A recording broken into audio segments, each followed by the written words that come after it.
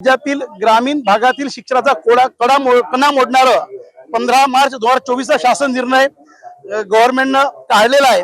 यामुळे लहान गावातील कमी पटसंख्या असणाऱ्या शाळेत एकही शिक्षक राहणार नाही अशी फार मोठी परिस्थिती निर्माण झाली आहे।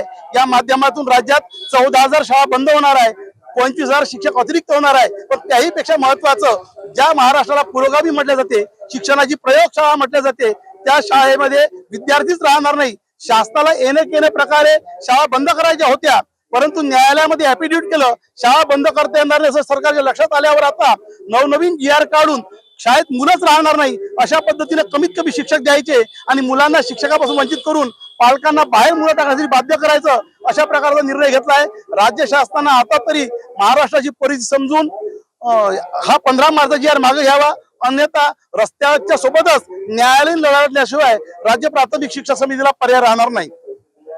महाराष्ट्रामध्ये सरपंच संघटना सामील झाले आहे, भंडारा जिल्ह्यामध्ये भीमाशी आहे, पालक संघटना आली आहे, पण वर्धा जिल्ह्यामध्ये कास्ट्राईब शिक्षक संघटना आहे, शिक्षक भारती आहे, तक्रार निवारण परिषद आहे, सत्यशोधक शिक्षक सभा आहे, वेगवेगळ्या संघटना या ठिकाणी सहभागी झाल्या आहे। त्या संघटनांचे आम्ही आभार व्यक्त करतो। पुढला पवित्रा न्यायालयात जाण्याचा आणि लोक चळवळ म्हणून हे आंदोलन पुढे रेटण्याचा राहील।